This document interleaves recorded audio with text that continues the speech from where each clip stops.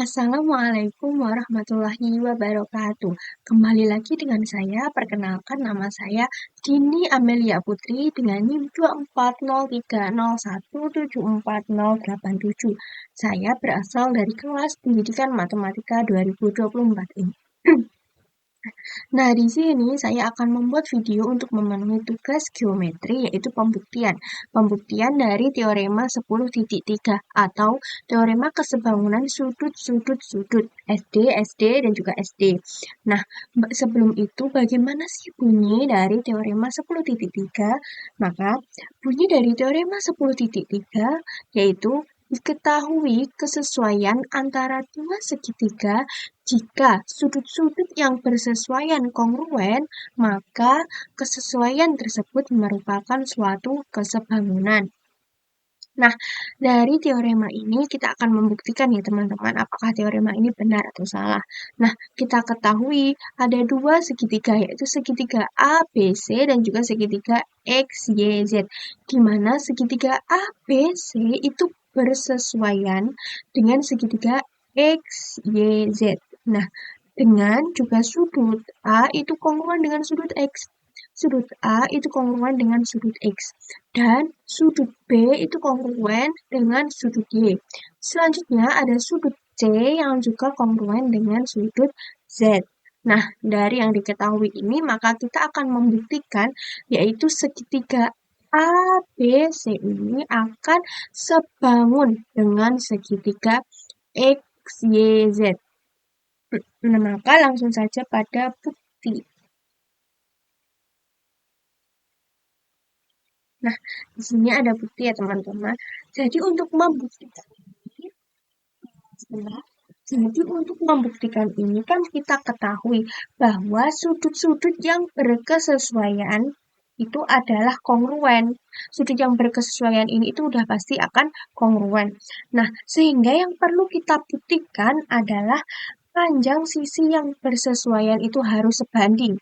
Sehingga di sini kita akan membuktikan AC yang berbanding dengan XZ, AC yang berbanding dengan XZ itu sama dengan AB yang berbanding dengan XY dan juga sama dengan BC yang berbanding dengan YZ. Nah, di sini jika segitiga ABC itu mohon maaf jika segitiga ABC itu kongruen dengan segitiga XYZ, maka akan ditemukan bahwa AC itu yang berbanding dengan XZ akan sama dengan AB yang berbanding dengan XY dan juga sama dengan BC yang berbanding dengan YZ. Maka kita misalkan bahwa segitiga ABC ini, dua segitiga ini itu tidak kongruen. Maka, nah di sini kan kita ketahui bahwa sudut C di sini itu kongruen dengan sudut Z. Nah, tadi kan sudah diketahui. Maka dari ini kita gambar lagi segitiganya di sini kan tadi ABC.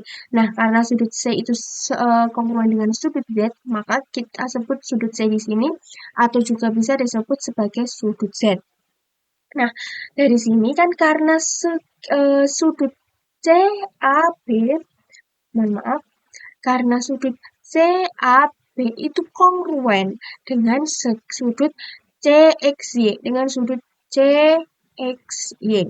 Nah, maka dari situ kita ketahui, kita temukan bahwa ruas garis AB itu akan sejajar dengan ruas garis XY. Itu berdasarkan dari teorema 8.7, teorema di sebelumnya.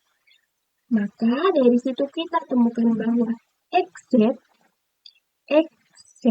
mohon maaf XZ di sini Z-nya kan, yang berbanding dengan AC itu akan sama dengan YZ, di sini, yang berbanding dengan BC.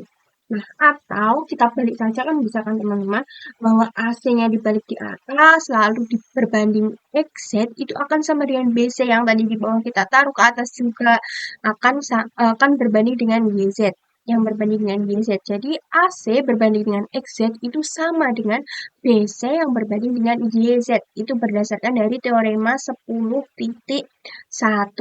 Nah, selanjutnya kan kita ketahui lagi bahwa di sini kan sudut B itu kongruen dengan sudut Y. Maka kita gambarkan lagi segitiganya seperti ini. Dengan analogi yang sama seperti ini, tadi kan sudut B itu kongruen dengan sudut Y sudah kita ketahui di atas kan.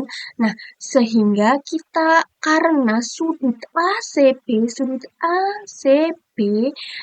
eh, kongruen dengan sudut BZX dengan sudut BZX.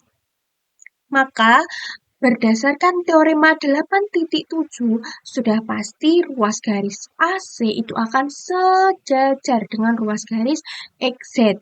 Nah, itu dari teorema 8.7, teorema sebelumnya. Maka dari situ kita peroleh bahwa YZ di sini YZ berbanding dengan BC itu akan sama dengan ini mohon maaf, ini seharusnya YX ya teman-teman, bukan YZ, tapi salah tulis. Jadi harusnya itu YX itu akan sebanding juga dengan AB atau BA sama saja. Sehingga tinggal kita balik saja dari sini. B seperti di atas tadi kan, BC yang di bawah kita taruh atas. Jadi BC berbanding dengan YZ itu akan sama dengan AB yang bawah juga kita taruh atas, AB berbanding dengan XY. Di sini benar, XY atau YX. Jangan di sini salah, harusnya YX atau XY ya. Itu berdasarkan dari teorema 10.1. Jadi berdasarkan teorema yang sebelumnya yang sudah kita buktikan ya. Maka dari itu, dari kedua gambar yang kita gambar ini kita peroleh bahwa ini digabungkan. Tadi kan kita peroleh di sini bahwa AC berbanding XZ itu sama dengan BC yang berbanding dengan YZ, dan kita peroleh di sini bahwa BC yang berbanding dengan YZ itu sama dengan AB yang berbanding dengan XY. Nah, ini XY.